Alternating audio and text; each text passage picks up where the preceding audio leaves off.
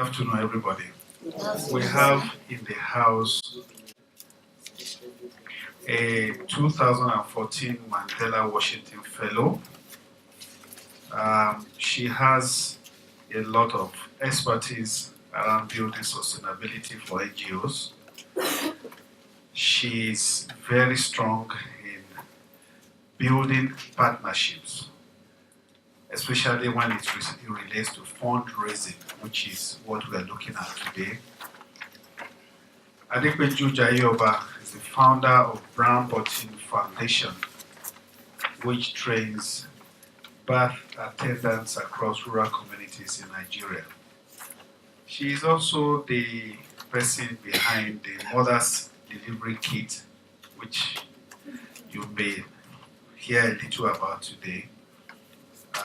Is a life-saving supply, particularly for the needs of those who are about to deliver their baby. Without wasting too much of your time, I would like to invite her to take up this mic when you decide to put your hands together.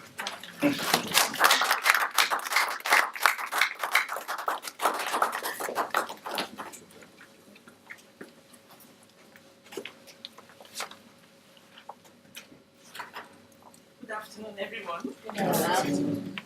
Good afternoon, everyone. Good afternoon. I'm so sorry for coming late and keeping you all waiting. I underestimated a lot of things.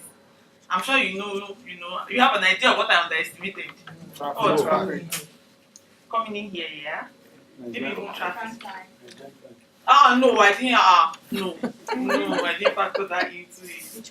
Okay, but today we'll be talking about fundraising for NGOs. And I do not have a slide, but I believe that we'll have a very interesting conversation and discussion around it, because this is not a presentation by me to you. It's just us all talking about how to raise funds for NGOs and me sharing a lot from my own personal experiences. How many of us run NGOs here? Okay, yeah, that's a good number of us. How many of us have received fundings for our NGOs? Okay, just a few. Okay. How many of us have been, what did you say? I say, even if it is personal funding. No, not personal funding. Yeah, personal funding is regular to be supplied to the NGO.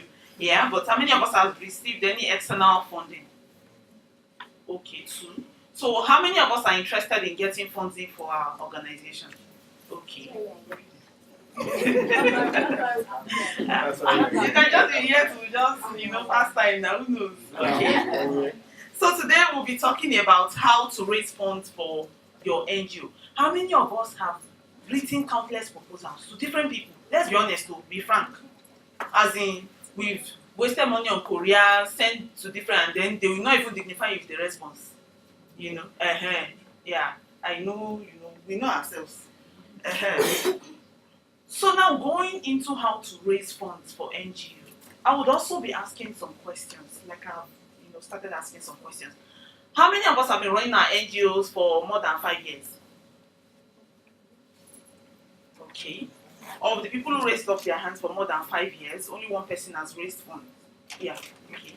Can you tell me a little about the funds? Maybe not the name of the funder, but just tell me about how you were able to secure the funding and how much possibly the funding was. Okay. I just made a search online. And a lot of NGOs come up. I made a search for small grants. And a lot of organizations come up. I searched through and I saw the name of the organization. I saw that I qualified. The eligibility requirements. And I decided to put the proposal in. But the proposal is on something I've been doing for about some few years, like a test run. So I put the proposal in for them to expand it. And I got the fund. Okay, so how much was the funding? $5,000. $5,000. Who else said that they've gotten funding for the organization? Who else? There was one other person. You? Was it? Okay, you. Yeah. Do you want to tell us a bit about the funding? The mic is coming to you. It's an organization that has like a chapter in Nigeria. Okay. So we get funding regularly from the headquarters.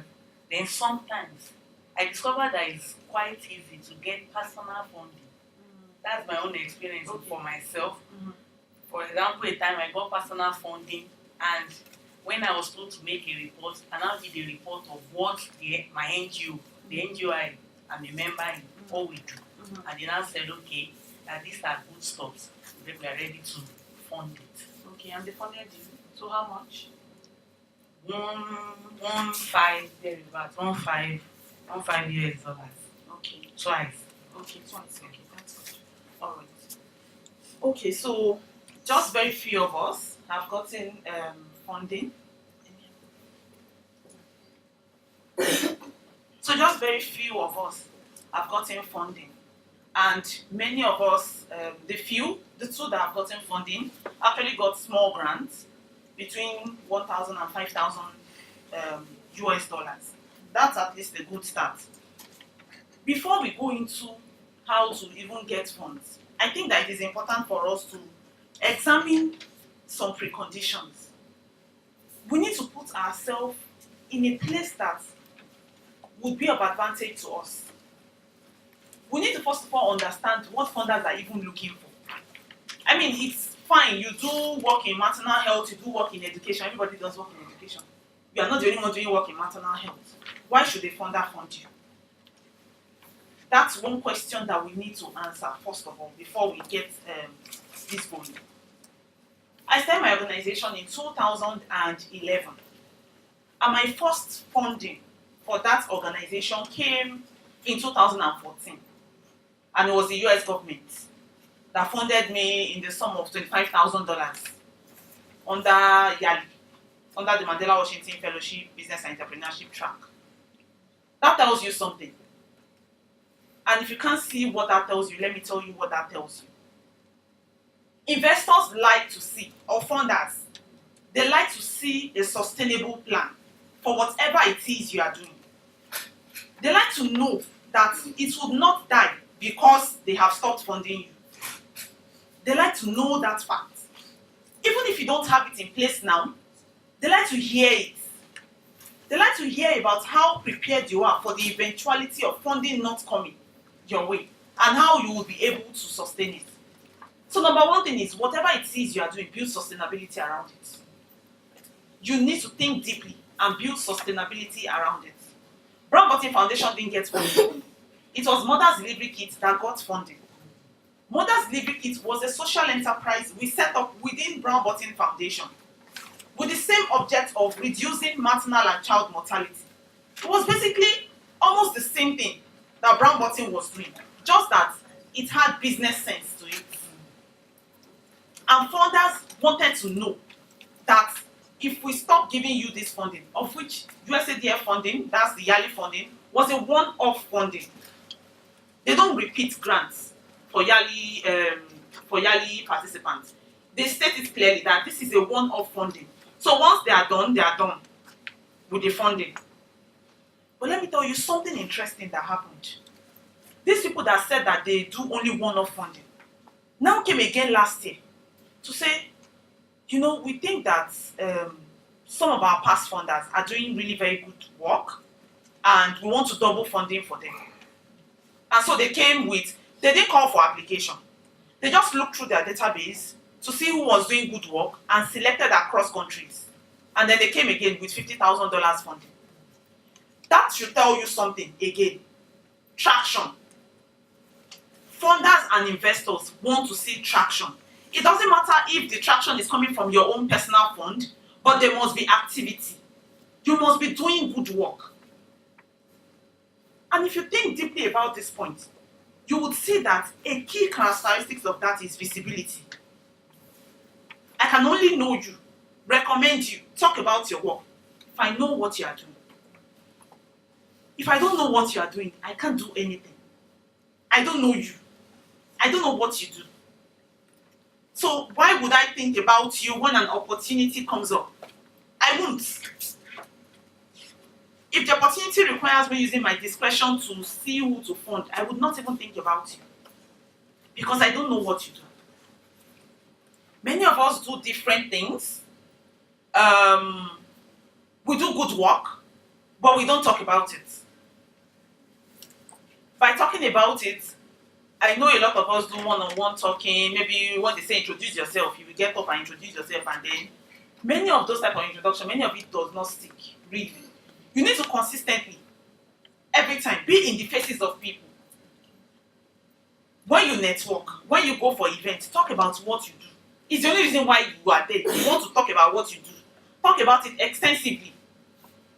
On your social media platforms, your Facebook pages, everywhere. Talk about what you do. Nobody is going to arrest you. It's your page. It's your handle. Talk about it. You have done work, good work. You have been able to maybe train or send or give scholarship to 5 students. Talk about it. Because it's the only way you can give yourself unpaid visibility. You know, you don't have to get a journalist to write about you all the time. Sometimes write about yourself and the work that you are doing. Talk about it consistently. Another thing investors like to know is that, so maybe we should just go back to a bit of questions. You got $5,000 funding. Did you give a report at the end of it? Yeah. Okay, that was what year? 2007. 2007. 2007. 2007. Have you been in touch with them since then? Yeah. Okay, how often? They like to know that the person behind this organization is a very passionate driver. That this person, their money is safe and secured in the hands of this person. And that this person is disciplined. This person is committed to deliver. They like to be assured of those things very well and consistently. The reason why I asked the question about when last you were in touch with the 2007 funder is this. Funding also, because they give you the money, it's about relationship. You need to build it consistently every single time. You need to build it. Like she has done. If something is happening on the project, you tell them. You just let them know that, oh, this is new development on our project. We really thank you for your support, because if you had not supported us, we would not have been able to get to this point. It's about relationship. And then sometimes it's not just about your project. Sometimes let it be about them too. Email, Merry Christmas, Happy New Year. And then email, we just wanted to tell you that we have moved to a new location now. We trust that you are doing well and everything is going on with your organization.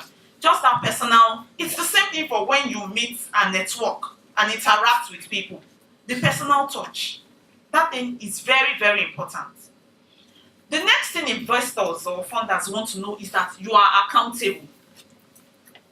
They want to be sure that you're a very accountable person. Now, what do I mean by this?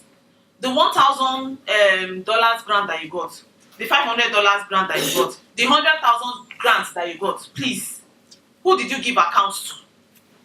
Did you account for it? You ran a campaign of 700 naira will save one life, we buy one mosquito net and save one child from malaria. And then people sent in money. Did you give account to anybody? Do you have an audited report? Do you? Those are key things that they want to know. Those are key things that are very important to them.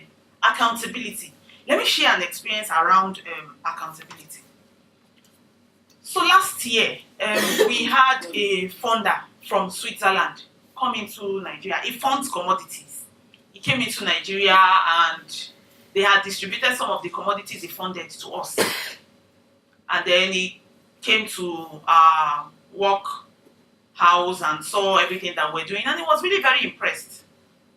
He was so impressed that he got back to Switzerland and was meeting another funder for the very first time. And all he was talking about was our work. He was talking about our work to this new funder who was from Australia and talking about our work. And he said he was going to put us in contact. And he did. He sent an email and everything. But the funders from Australia were, they hadn't met with us. They were not really keen or interested in whatever it is the funder from Switzerland was talking about. and it wasn't really in line with what they normally typically fund. They do work for women, but they are not so specific on the training and production and kits distribution and things. They don't do that. But they do work for women. They also do cataract surgery and all those other things. And then the guy from Switzerland kept the conversation going. After I introduced us, I sent an email to saying, hello, would like to see possibilities of working together. You know those normal structured email. I sent it.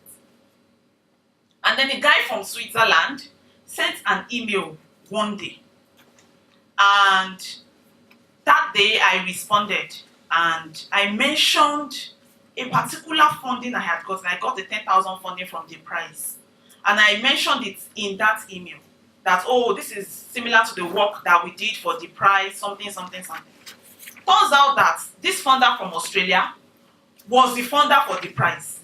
The funder funds the prize to distribute awards to other smaller entrepreneurs. And so he became very curious. And then without my knowledge, he wrote to the prize and asked them about me, and asked them for recommendations, and asked them to forward all our accounting documents to them, as well as reports of the projects that we did. And the prize did, with a cover note that we're one of their most outstanding entrepreneurs and things like that. And the funder from Australia came back and said that it seems that you are one of the outstanding the prize entrepreneurs and everything. They have highly recommended you. Would like to now see the possibility of working with you. And then they kicked off pilots with $100,000 for I think 3 months. But the key thing is this: accountability. You don't know who your funder is talking to for recommendation. You don't know who your funder, you don't know what your funder is checking. You know, sometimes I just sit down and I Google the name of my organization. I want to see the news that will come up. Because I don't know who else is checking. I don't know what anybody is writing about me. I want to check it out. I want to know. Randomly, sometimes I Google my name. I want to see. Because people may be doing that. What comes up is very, very important. Many of the funders are far away. They can't come here. They want to be assured of good work. And whether you like it or not, we have people who have spoiled our image. You know, outside, they've collected funding, they've not done the work, and you know, they are very, very doubtful and skeptical and not interested actually in funding work in Nigeria. So accountability is very, very important. I would say that one other thing that funders would like to know is that you're a very honest person. The fact that $50,000 has been budgeted for a work does not mean that if it is not exhausted, you should not return it. So during our last pilot, money was not exhausted, and I refunded the money. And it was just deliberate to let them know that not everybody is of the image and impression that they have heard about Nigeria. Some of us are very honest. Even though we did a budget, we had outstanding sums, I refunded that money. And it was important and significant. You need to build trust with people. Trust is very, very important. Trust. And when I refunded the money, they now said that, okay, maybe we can now take this further.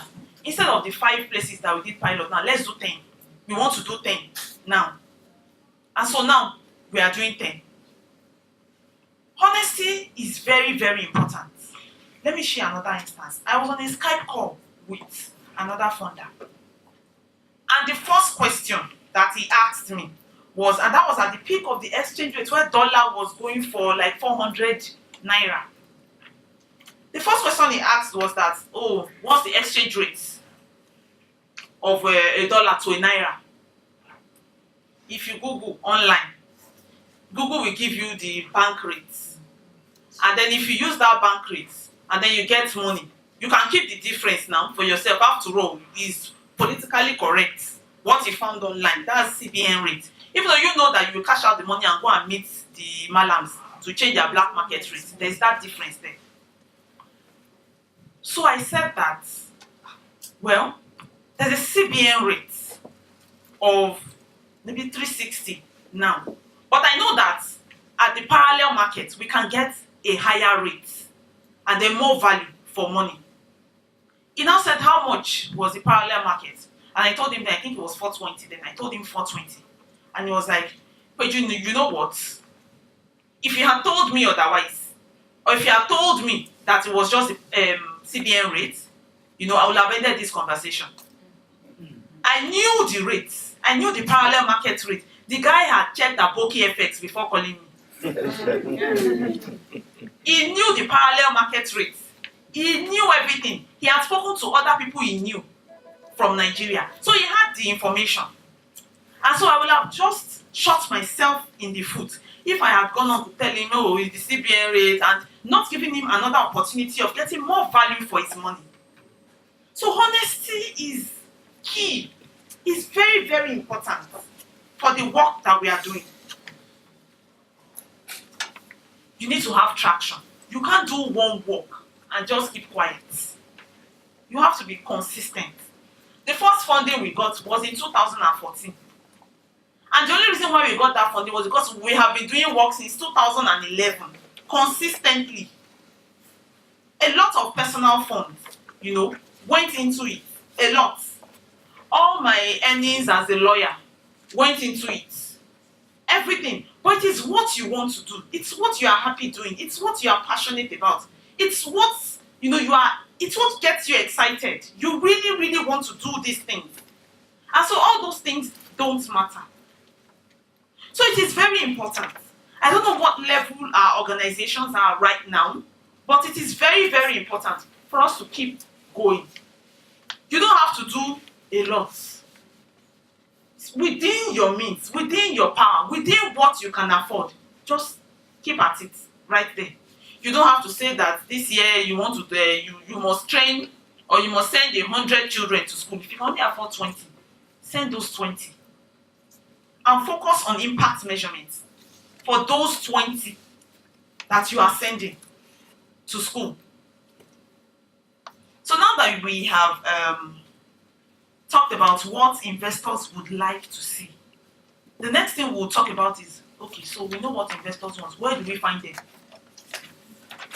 It's not just enough to know, what investors want. If we know what investors, we need to know where to find these investors. Number one is, there's no two way about it. Opportunities, search for it online. You can't push that back. You have to search for opportunities online. If I didn't search for opportunities, I would not find Yali. I would not even apply. And Yali was like the first funding I got in 2014. So you have to search for opportunities.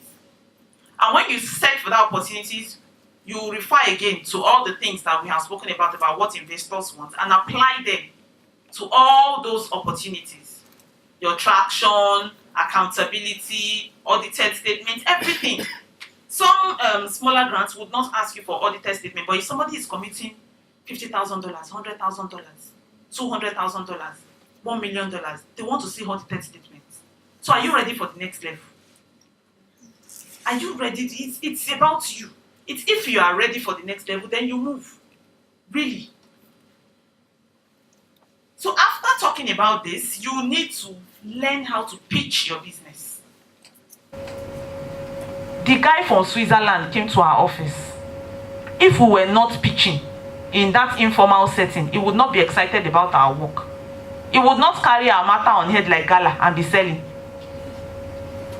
Do you understand me? Do you get? You need to pitch. And you need to know what you say, what to say to all these funders.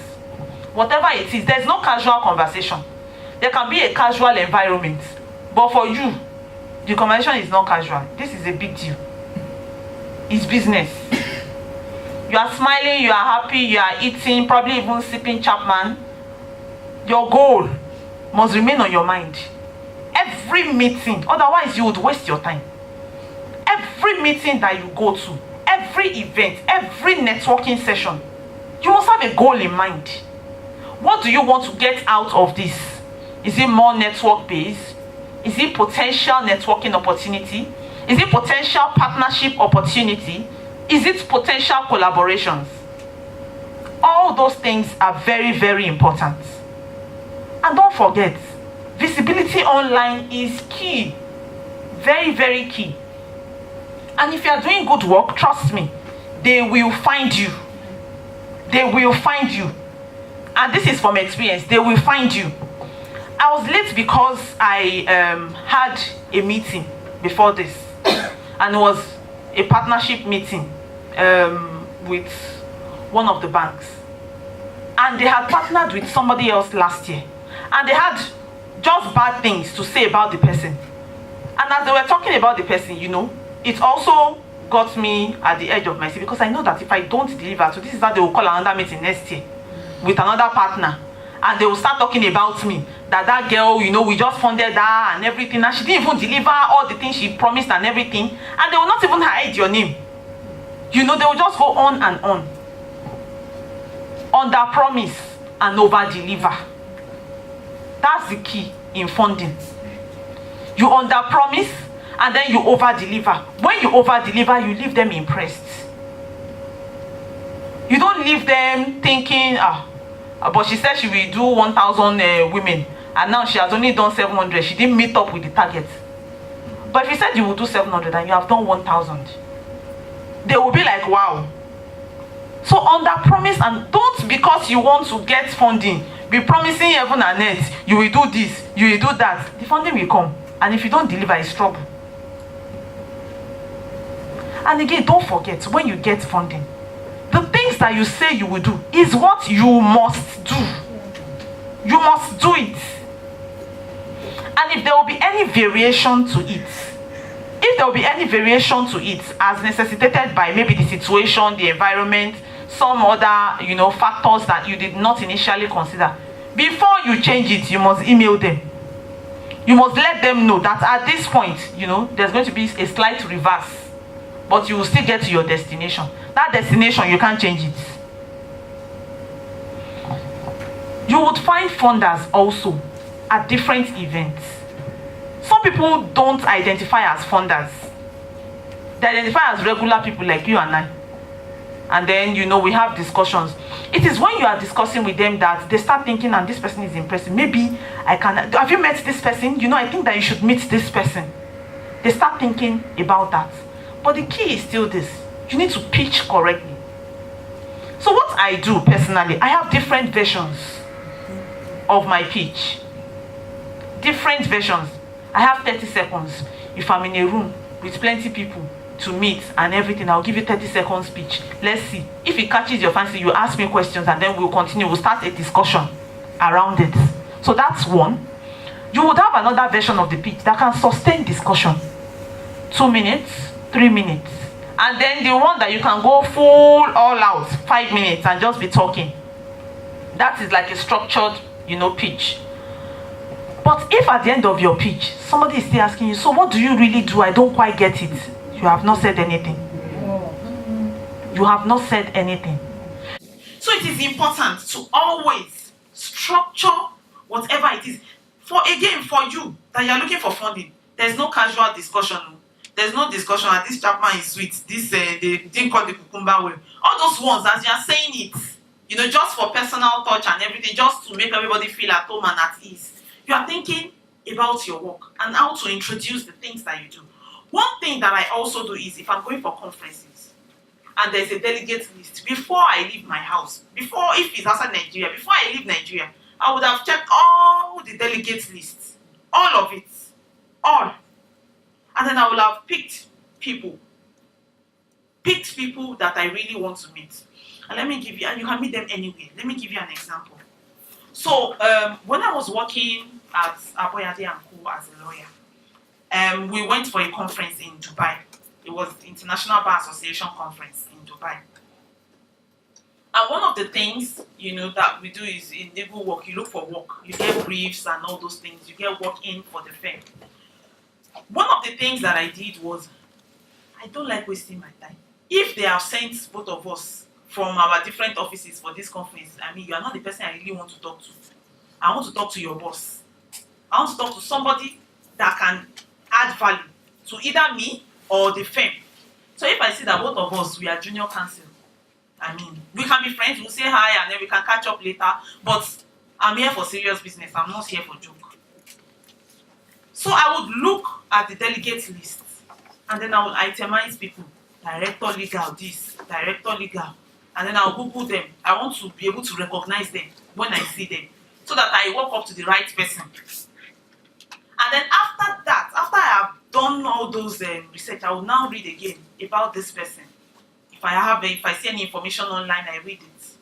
And so the day came, and I got into the hall. I saw the director legal I had marked. I knew already. You know, you would find common grounds with people.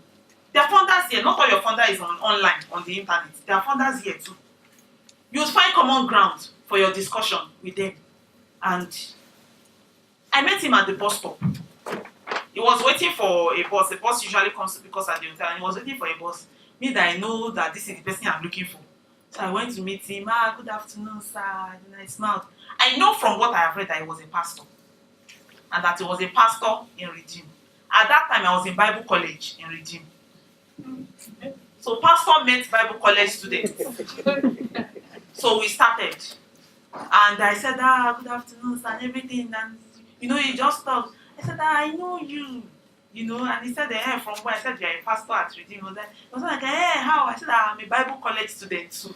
You know, this thing is not joke. It's not joke. You know, you know what you want. And then we started Bible college, talked about Bible college, about how the Lord is inspiring us to do things. You know, all the proper discussions. You would not be discussing, for instance, abortion with that type of person. If you work with, for instance, an IPAS, you don't want to be discussing abortion with that type of person. You will structure your discussion to what that person is interested in. And then from there, you know, we got into, what are you doing? I came here with my boss. We have a law firm. You know, you now start talking about the law firm and everything. And then you ask about him, personal, his family, his children. You talk about yourself too and everything, just to have that common ground. We got back to Nigeria, and maybe a few months after, my firm got a brief of, I think, 30 million. He paid 30 million naira for that brief that he gave my firm. And that was, at that time, the largest amount that anyone was paying our firm. Anyone ever. I think until then, our largest amount was 4 million that someone was paying us. So until that time, that man paid 30 million naira for that brief. But it tells you something. Your funders are everywhere. They are in church. They are the mosque. They are everywhere you want them to be. You determine where your funders are. Only you. Your funders are right here in this meeting. They are here. They may not be able to give you money themselves, but they may know somebody who can connect you, or who can help you, or who can fund you, or who can partner with you. They may be able to do an introduction for you. That's something. A lot of things in funding has to do with interpersonal relationship skills. Your passion is also visible to a lot of things, a lot of funders. They can tell if you are serious or if you are not serious, if you are really into this or not. They can very easily tell. So it is about you. You need to work on your own soft skills. It is very important. Meet people, you go into a networking, you go into a party, for instance, even a party. Your funder is at a party. Your funder has offered the rice too. And you are just there in one corner, beside the caterer, eating and eating. No. You must be strategic. You cannot go and sit beside the caterer. For what? The caterer will not even have time to discuss with you. The caterer is bothered about who has gotten small chops, who has not gotten small chops. And you just feel like you are feeling like a slave queen in one corner of the room and think that you are doing me or you are You get up. You network with people. I've learned over the years to tell myself, what's the worst thing that anybody can tell me? No. I don't feel like talking, or no. You can't even tell me I don't feel like talking. Because you can easily tell if somebody does not feel like a conversation, and then you just stop it there. Once you would ask and they will say no. And then of course you are smart enough not to ask for anything at your first meeting. I'll give you another example. Your funders are everywhere, and I mean it. On my last trip, I think in November, at the airport where we're picking up our baggage, because my husband is also a lawyer and he has a law firm. we're picking up our baggage. I mean, it's not all the things that you think are ordinary, they are not ordinary. It is whatever you put to it. I was there looking for a client. I was picking up my baggage, but I was also looking for clients at the same time in November. And then I met this lady at the airport. She had a baby with her. Her baby was about my son's age mate too. My son too. My husband too traveled with me, but he was not looking for any clients. He was just, going to pay 250 for baggage castle and then carry the bag. But me, I was there looking for a client. This lady had a baby that was about the same age as my son. And then I saw that this one is likely to be a potential client. Even though I don't know anything, but I just felt that she is likely to be. And then we started talking. Your baby, how old is he? Mothers now, you guys, it's a very good discussion point. You start, how old is your baby? How old? And your baby behaved very well during the flight. Was not. I don't know why this one was crying. You just all those notes. We just started comparing and just talking generally. And then we exchanged WhatsApp numbers at the end of the day. That's in November. And then we took up conversation on WhatsApp. Hey, hello, we just talk. Okay, so what do you do? We just talk and talk like that. My husband has a firm.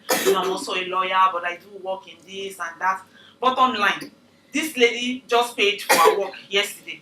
So my husband got a brief from her and she paid yesterday. Your clients are everywhere. Your funders are everywhere.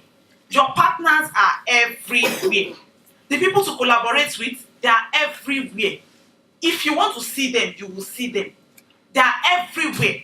Even here, they're in this meeting. You're laughing. Sir, it's true. Maybe you're even my friend self. Maybe that's why you're laughing. Maybe that's why you're laughing. I like your confidence. Maybe that's why you're laughing. Okay, we can talk. Yeah, we can talk afterwards. Okay. Because I'm sure you're my friend. That's why you're laughing. I know. You see, I know.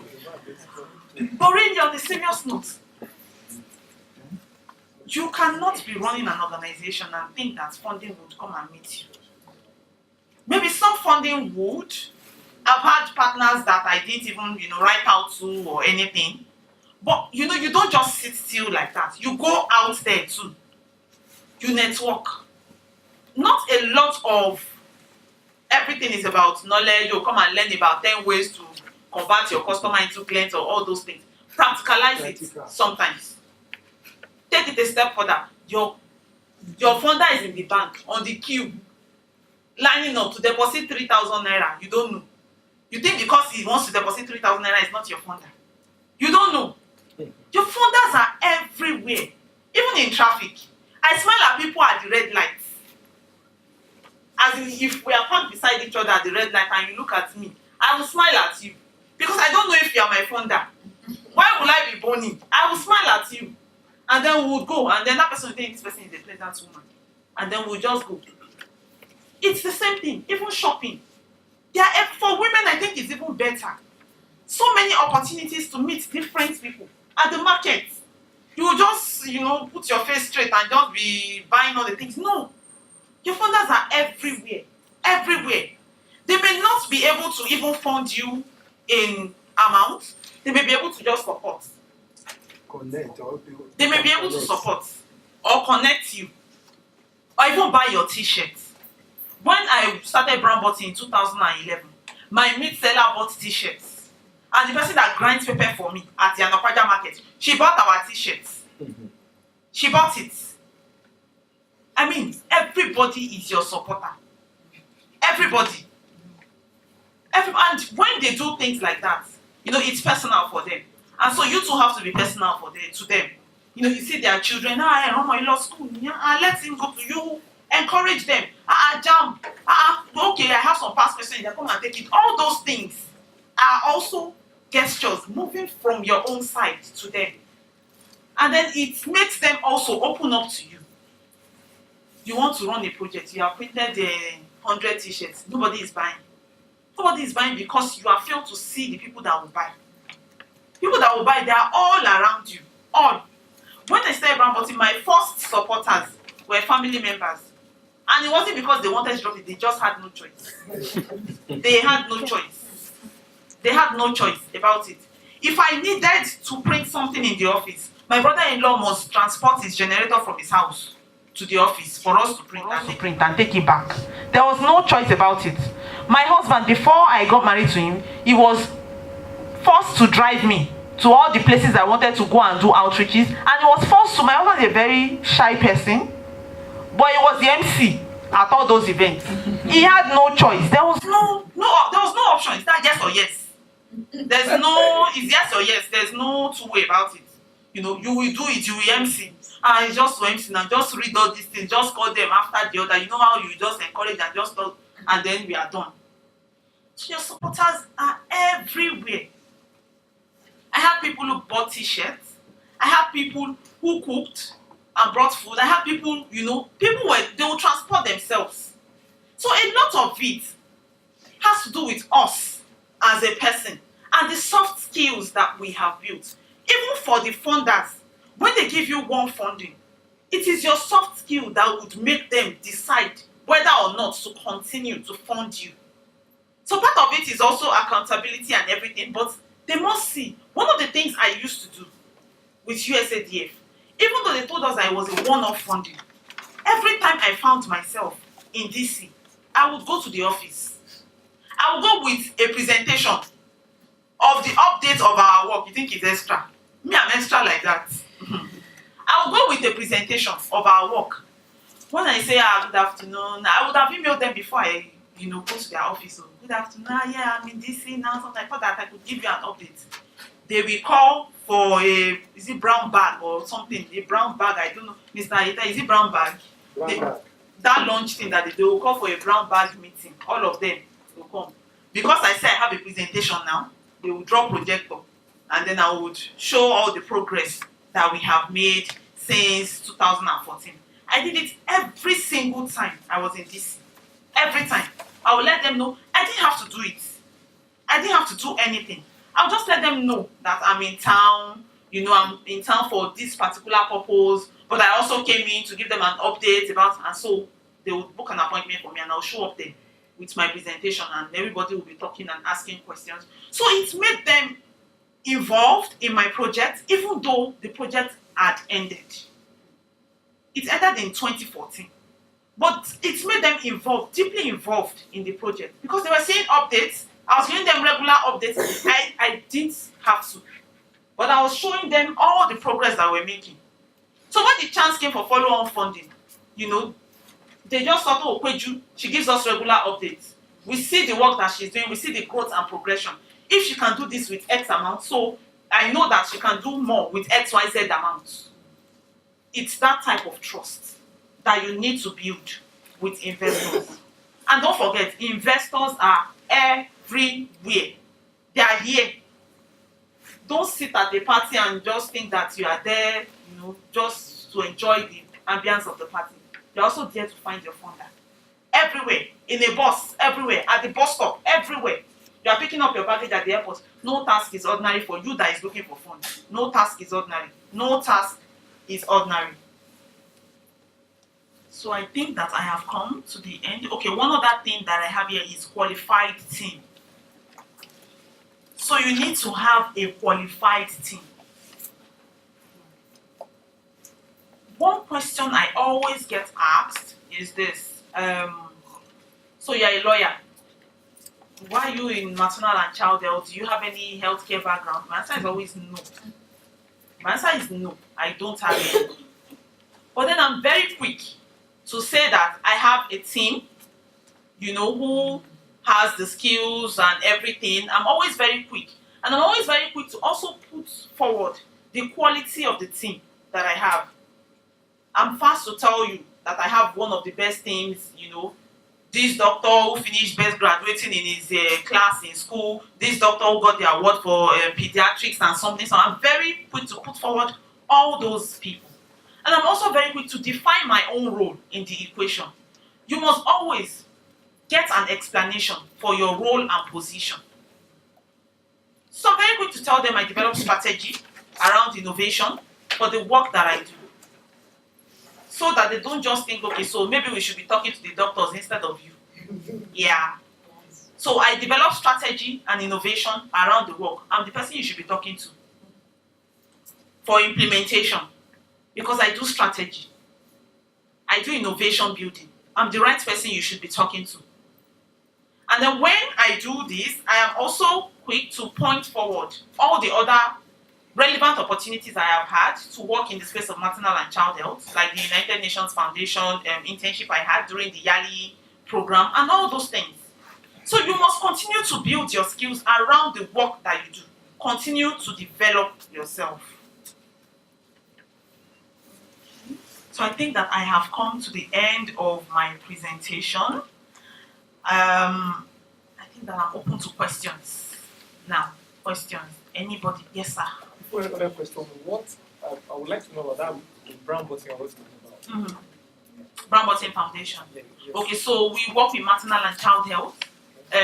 Work with women and children in rural community in the space of maternal and child health. We train birth attendants. We provide tools for them to work, such as delivery kits. Yeah. So when the only thing you have to sell shares, what do I got to do with? Ah, okay. Do you run NGO? Yes, I do. Ah, you don't sell shares? Wait, let me tell you. So in the beginning of Brown Button Foundation in 2011, sometimes to raise funds, you would make T-shirts, with inscription of Brown Button logo, and then you would sell to your maybe volunteers or your inner circle, like my sisters, my brothers, my family friends. They would buy the T-shirt to support, and then the money that we make from the T-shirts we use to run the program. Okay, so you start with that. Yes. Okay. Do you Yes. still do that? What? Do you still do that? No. No. So I guess it was just like a means of showing a consistent stream Okay, of one by one. Yeah. Mm-hmm. Sorry, I want to ask a question. Do you pay yourself as the founder? Do Okay. you pay yourself? Very. I have to Yeah. question. That's not the first question. Do I go ahead to say something? Yeah, please. Okay, then the second one is that the issue of social enterprise, being a social out of the NGO, Yes. is that means okay, sorry, thank you. You have a social enterprise. Now, Yes. how do you do as in you do that social enterprise to fund the NGO? Yes. No, I want to give myself as an example. Okay. Well, I have an NGO that Ladies Help Initiative, basically for young females, Okay. campus, school, secondary school. So I'm also an author.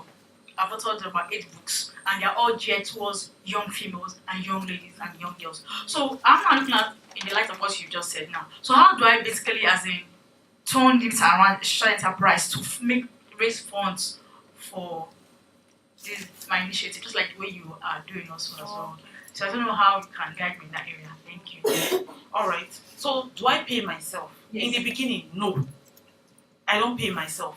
I do legal work, and then those work pay me because I mean, where is the money? I cannot even pay myself.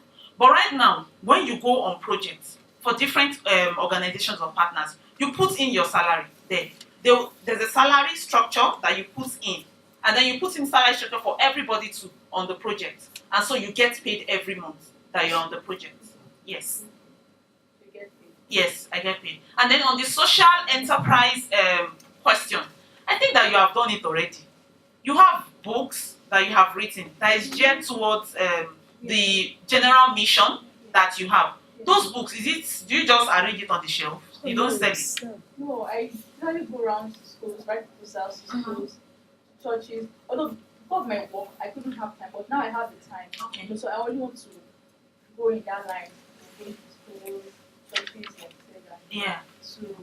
So I think that you are well on your way already. You are well off on your way already, really. Or Yeah. are those books are they selling? Are people buying the books? yes. For now, Is it self-published? no, I had a publisher that. Okay, you need to market those books. Question? Okay, take the mic. Well, Mike, I actually, I've started my NGOs for the past 16 years. oh really? And well, it's like, let me say passion, I wouldn't want to say ministry. So because I was working in the shipping company, so I had a passion for the people who are doing drugs. I never done it before. So I was finally in the youth ministry. So I now got really involved when I organized the program. So now what I want to say now is that in the process, I wrote a book on drug abuse. It just occurred to me, so I wrote on a comic book, not just magazine, book. Eventually, after some years, Federal Ministry of Education endorsed it, NDLE, NAFDAC. Now, I don't usually bother about funding because I see this as, because it's now in the list of book of some states, about 3 states. Now, someone asked me, why can't you just, want to learn is that, why can't you get funders to fund the book? But I said, since it's been endorsed to be sold, so now can I source for funding because I'm going to sell the books to school? It's been approved. So that's my question. The 3 states, are they buying the books from you? I just got a fund. I just got somebody to sponsor it. Who are just printed about 15,000 copies. But what I was told that even in Lagos State, this approval, what does it mean? Does it mean that it comes in the list of books of the students? And that means they buy it now. But we just started that.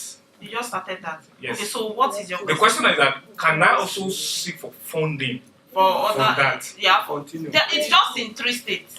So if other states are not taking it up, and you feel that they need it, and you feel that you have found an organization that is in line, that their objective is in line with dissemination of what you have said, why not? You can get funding for it. Yeah. Thank you very much. You use the word investor and funders yes. interchangeably, and I believe in some cases, especially in NGO and business, they are not really related. So what I have found is that some investors actually don't want returns in terms of funding, returns in terms of money, or returns in terms of even shares or equity. Some of them want returns in terms of impact. I have a funder like that. They want impact, yes. He's an investor, but he's investing they are called impact investors. Go and check them out. They are called impact investors. So they invest, but they don't want the money back, and they don't want to take equity or anything. They just want impact. Okay, let me ask this question on behalf of NGOs who are here. Can you give us some ideas of funders that are out there, either locally or internationally, that they could, just their names? I've mentioned the price. I think that the price is a very, very good starting point. The price funds $10,000. It's the price, just the price. D with prize, with you receiving a prize. They fund to the tune of $10,000. Sometimes they fund higher, up to $20,000 for grants. There's something called the pollination grants too.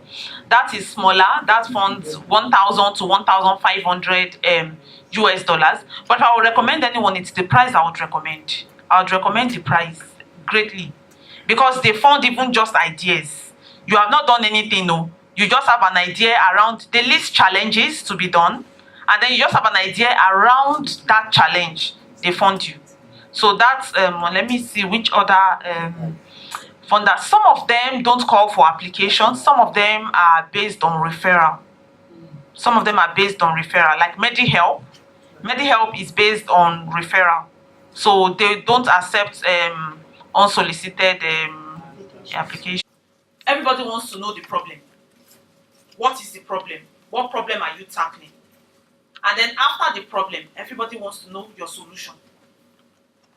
And then everyone now wants to know how your solution is off the beaten track. How is your solution special? And then when you talk to them about how your solution is special, what is your impact? What have you done? What have you been able to achieve with your solution? Well, what is it looking like for you? And then where are you right now? How many places? Where? How many local governments? All those things are very, very important. And the next thing is, how much are you asking for? How much do you want? And when you say how much you want, why do you want it? How would it help to change the game of what you are doing? How would that thing change what you are doing? How would it positively enhance your work? And then who are your team? Who are the people you are working with? And then after that one, thank you. So basically, that's the format that I use. But is it compulsory you must have a team before you solicit for? No, but they will not tell you that it's compulsory.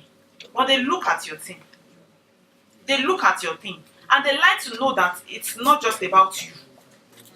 Even though you are the driver, they like to know that you have other people that are working with you.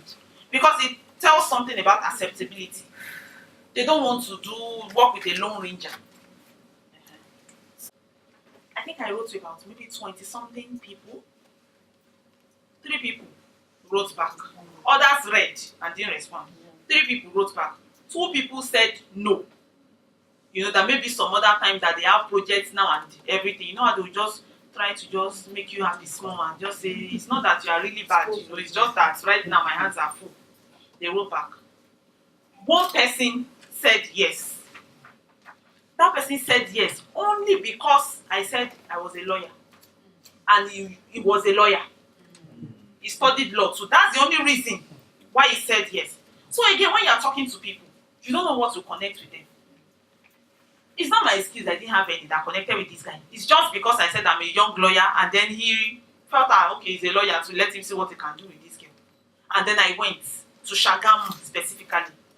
The guy is currently the majority leader of the House of Assembly in Ogun State now. In 2011, I went to Shagamu and because he's a politician, he has clout. Got somebody to take me around, whatever I wanted and everything. The only thing was that he wanted everything done in his name. Me, I don't have a problem with that. Is it my money? I don't have a problem with that. But I needed that experience recorded. I needed thing as done. I needed to be able to show that I had done something. So even though I didn't have the money, you know, I leveraged on this guy. And he put together everything. I just showed up that day with my brother and his friends. Oh yeah, start training. And they trained. They met attendants and talked to them. Then we're not even doing kits. We didn't start it until 2014. We just trained them, talked to them, set up linkages. And the guy was so happy. The next year, he called me again. Oh yeah, my brother, let's go. We went there again. But you see, it is work done for us. And he did it as a constituency project. Whatever narrative he can, you know, spin to it, it's his problem. I know that this is work I have done. I have photos, I have images of it, I have the experience. And so when people ask me, okay, so what did you do in 2011? No, in 2011 we trained birth attendants in Shagamu. If they ask him what he did in 2011, we need to reclaim that in 2011, he as the honorable used to train birth attendants. Exactly. So you see, the thing is, how far do you want to push yourself? Me, I'm not afraid of no in this life. You tell me no, it doesn't take anything from my body, and I move on to other things. So don't just sit still and say that because you are not able to raise money from all these people. Many people target Dangote, come and fund me, Dangote, come and give me money. There are some other smaller Dangotes that you can partner with and get results from. Okay, that leads to the next question from me on behalf of. She talked about visibility, that you should be very visible. You said you took pictures of it. Yes, I did. So how did you make that available? At the time, at the beginning, was it through web or through whatever? How did you do that? Okay, so I leveraged on social media. I was using mainly Facebook and Twitter. Those were the 2 platforms that I was using and I still use, you know, then. So what I did was I created a page for the organization and then I put the photos there. You know, Facebook now, put the photos there, and you may not even, nobody may like it. You may not get one like this. But it does not mean that they are not seeing it. Eh? They are seeing it and they are thinking, okay, this one to after NGO, it will soon go off now. And then you do another project. And then you post the picture. And then they see it again. Maybe one person will be like, you know, early adopters. Those one will be like, I want them to try you. They will click like. They will click like. And then when they see that you are consistent, it's like, this thing is a big deal. And then when they now see that, this girl, she's really very concerned. Maybe I should start an NGO. People start thinking like that. That That's the progression of the thought. But the key thing here is consistency. Be consistent. People tell me, oh, I sew. They inbox me and say they sew. That they sew really nice dresses for women and everything. So, and then first thing I just, click on view profile. I go to your profile. I don't see anything. Nothing, not even photo of machine. Nothing. So I begin to wonder, how I can't, deal with this. I don't know what you saw. And then you start sending me photos inbox. Send it on, put it on your page. Let me see it. Because for a lot of people, it also talks about credibility. It shows that you're a very genuine person and that you maybe you're afraid of posting pictures because they are not yours. People will think about it that way. So you see, it's important to be visible in all that you do. You can't kick off visibility. You can't. You shouldn't. Another question. Okay. It's only the same set of hands. How about you? Yeah, my name is Adepeju. I want you to expatiate further on the issue of sustainability. You're saying that funders want to see how you'll be able to sustain many of these social enterprises, social causes. NGOs. So and one thing that that's been bothering me before now is NGO. You're all about social causes alone. You can't really say you're a company. You're all out to make profit and stuff. So how can you impute business and little something that will keep the project sustained after the fund? You have to take a critical look at your objects, your vision, and think about it deeply. You are the one that works in that circle. What are the needs of the people there? Because really there are opportunities everywhere. Every problem is an opportunity. It's a business chance. Every problem. You can decide to do it the NGO way or the social enterprise way. So you need to critically look at it and then think, what will people pay for? The answer to that question alone does not guarantee that you have a successful business. If you say people will pay for it, that so you will start it doesn't mean that people will actually buy from you. And if you say people will not pay for it, it doesn't mean that they will not pay for it. When we started Mothers Delivery Kits, one of the things that people said was that who will buy it when they can go to the market to actually go and pick out all these things themselves. But the answer is still the same. People will buy it because they don't want to go to the market to be picking out all these things by themselves. It's also the answer to the question that is being asked. So some will buy it, and you also have to understand your market. You have to understand the environment. Starting Mothers Delivery Kits, we knew from the beginning, think of yourself as a consumer every time. If someone brings a kit to me with all the things inside and they say, Kweju, I want you to buy this kit and everything inside, and I ask how much, and they say maybe 3,000 naira or maybe 2,500. I'll ask you what is inside, and then you open, you tell me this, that, this. As you are telling me, I'm doing mental calculation, maternity pad 100 naira. This one, I will calculate it and come to a total in my mind.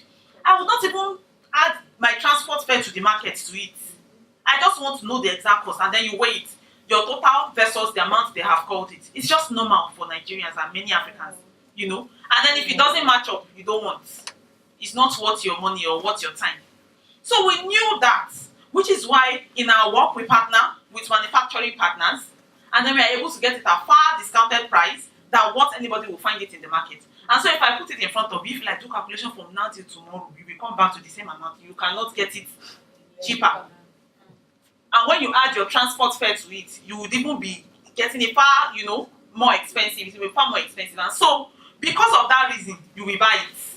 So you have to always, in developing your sustainability strategy, think about your audience. Think about what they can buy. And think about their market behavior too. You think about their market behavior and their disposition to things. You are a normal Nigerian, so think about yourself as a normal Nigerian on the street that somebody has offered this thing to. Will you buy it? If your answer is yes, then people will buy it. If you are honest though in your answer. Yes. Okay. Actually, in addition to Yes. an NGO Yes. sustainability, we run an NGO in the agricultural sector. We plan organizing an agropolic agricultural project Okay. to start producing organic fertilizer. So if eventually we got funded and we try like leveraging on that and we're able to produce the organic fertilizer and we are distributing at the grassroots level, that is at the grassroots rural level. So is it advisable we sell at subsidized rates or normal rates in order to generate funds? And who are we accountable to? Are we going to start building up a return on investment back to the NGO? When you get funding. Funding for the It depends on the project. terms of your funding. Okay. Everything depends on the terms of your funding. If it says that you have to, give account or you have to sell at the, I don't know. Everything depends whether they want investment, whether they want return on investment, whether they want equity. Everything depends on the terms of your funding. Well, actually, what I wanted to know is they said it's a non-profit, non-profit organization. So if we get funded from an organization and we try to like, okay, by the time we produce the organic fertilizer, is that advisable that one sell or we give it as a giveaway pro bonus to If people are funding you as an NGO, and this is a very, very important point, let me tell you why. If you are producing fertilizer already, because you run an agricultural something, you should register it as a business. Because when you get funded, you may get funded to produce, which is fine. Some will fund production process. Others will fund expansion. But if it's just general fund to let farmers, access fertilizer, then you need to distribute for free under the NGO. But to distribute it for free, you need to buy the fertilizer. Your NGO will buy the fertilizer from your social enterprise to distribute it to the farmers for free. Do you understand? Yes. And whether the sustainability now comes in. Can you ask? Okay. Let me repeat it. Let me repeat it.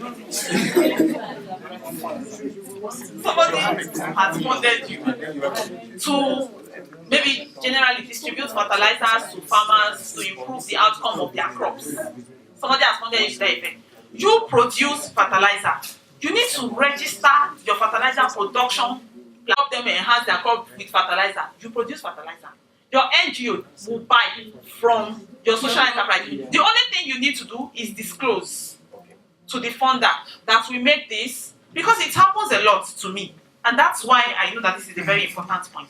You disclose to the funder that we produce fertilizer, so our sister company produces fertilizer, so we'll be buying the fertilizer from our sister company. That's all the duty that you have. Duty of disclosure. That's all that you have. But the thing about it is this. For businesses, it's if you have a business idea, like you have a book and everything, you should register a business for it. Yes, you are selling them, you should register it as a business. The thing about it is this.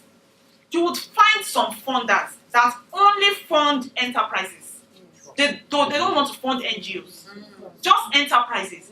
And so you will put forward that book as an enterprise for them to fund. Even though the objective they want, the goal they want at the end of the day, is still the same thing. They, for instance, want to reduce maternal and child mortality.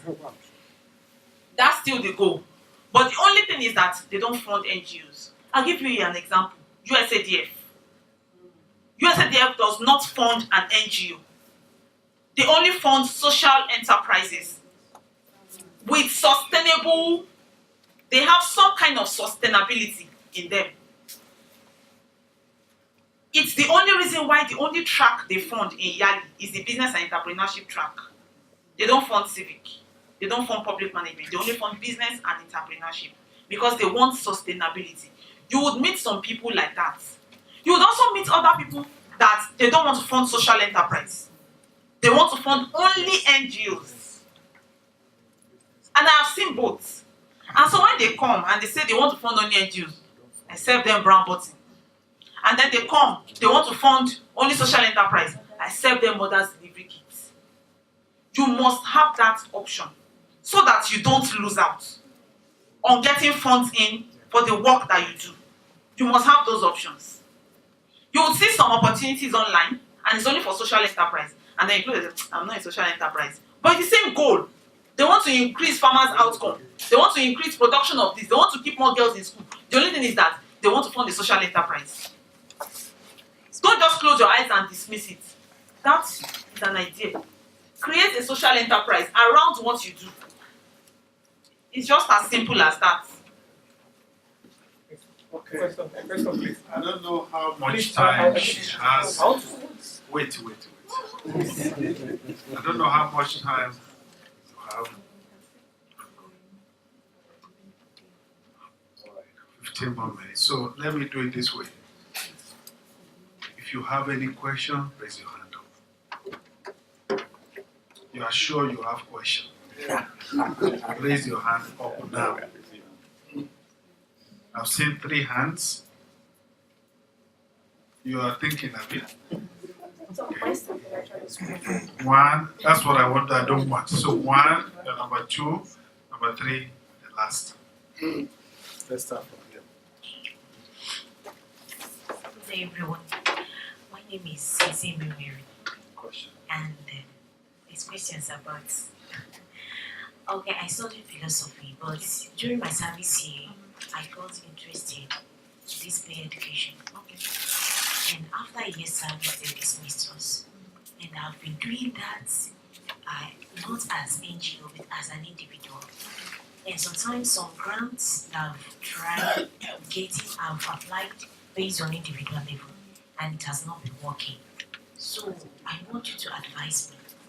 What should I really do? Register now. Register. You need to register. Number 2. Funders like to know they are not dealing with low rangers. Hi, my name is Babalola Kuli. What I actually want to clarify is that there was a time we used to call NGO. At the time, I went for a training, and they tried to say NGOs can also be called social enterprise, because the NGOs are not they're non-profit. They are not like Boy Scouts and Girls Guides. They are meant to make profit, but the profit are not for personal use. Yeah. So you are an enterprise. Yeah. So they call it social enterprise. But what I'm hearing now is, because what I used to call what you are calling social enterprise is venture forth, where an NGO or a social enterprise get involved in selling something to sustain its project. And I was told that on that one you will pay tax. So now what I'm hearing is social enterprise different from NGO? That's what I want to know. Let's just quickly clarify something. In accordance to the Nigerian law, there are only 2 categories, maybe even 3, of registration. There is the NGO, there is business name, and then there is limited, those incorporated, the LTD. I was there. There's no category for social enterprise under the Nigerian law. You're either an NGO or a business under the Nigerian law. And then if you look very well at your CAC registration certificate of NGO, it is there. You must not trade at all with the NGO, except with the express permission, written permission of the chief CAC officer. Have you gotten chief CAC officers written? If you haven't, just go and register business. So that's why my book. Yes. I now, because I also learned printing in the process. So I now opened what do you call it? No, not a printing press. Publishing firm. I call it Titol. Yeah. My wife's name. Yeah. Titol. I just call my wife's name Titol Publishing.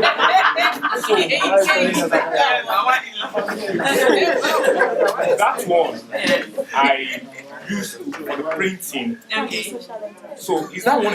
But I registered on as a business name. You use for printing. For What printing. do you use it to print? Printing what? General books? No, my book. Your book. Your book is about what? About drug abuse. Okay, yes.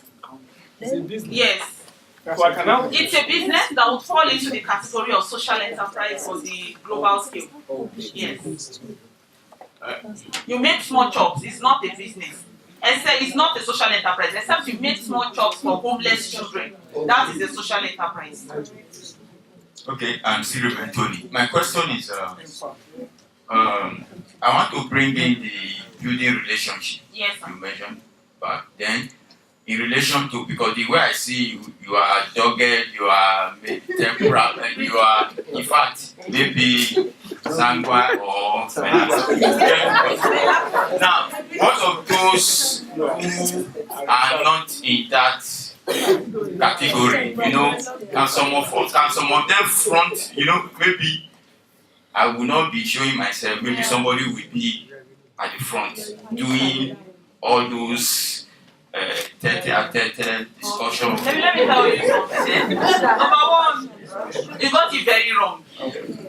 I am an extremely reserved person.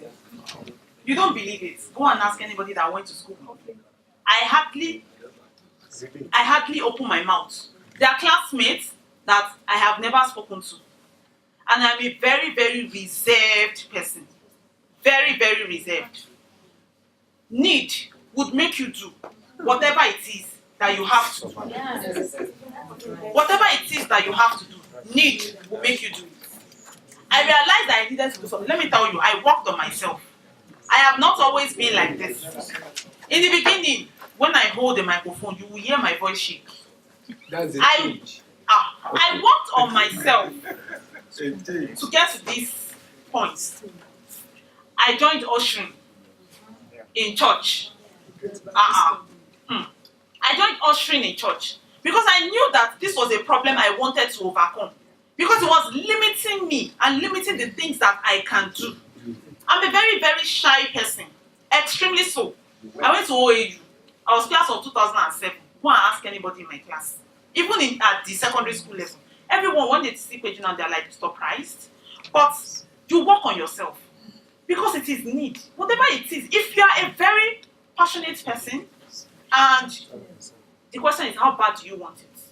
That's the question. If you want it real bad, you'll find a way. Good afternoon, ma'am. I'm Matthew Salve by name. I'm happy to be here. Happy to be here. Just a decision I made this year. I'll get it. So, I'm a songwriter. Okay.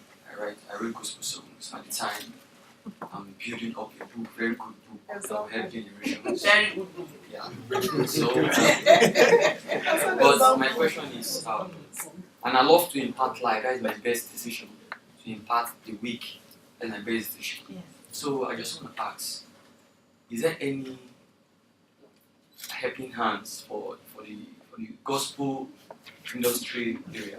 Is there any NGO for us? Is there any? There are different, but there are NGOs that are actually like religious line inclined. There are different missions too that support the work that you do. And if there is no, create one. Faith-based organization. A faith-based organization, yeah, that's what they are called. Faith-based organization. What about here? No, do you know what? From everything I've said, it's not for me to actually tell you who is here to support you. You would fish it out yourself. But let me tell you something, let me really point out something that you have said in your trying to describe the work that you do, that I really don't understand. You said that you like to inspire and you like to work with the weak. Which weak? To empower. To empower the weak. Which weak? Who are the weak? Like, there are lots. You have said something that is very broad and you think that it's waiting, but actually there's nothing inside. Who is the weak? When you are introducing yourself to people or you want to talk about the work you do, you need to be very specific. I mean, I like impacting, I like to inspire the world. You have not said anything. I like to impact people. How? Those are questions that when you even say it to yourself, you should ask yourself questions and then answer it and then keep on developing or taking that hole until it gets really deep. So be very specific. Even if I wanted to help you now, I told you you like inspiring the weak. The weak are everywhere. Even me now, I'm recovering from malaria. Yes, now. Yes, now. I'm on malaria drugs and I'm weak. So do you understand what I'm saying? You need to define this thing deeply. Don't just talk broadly and loosely.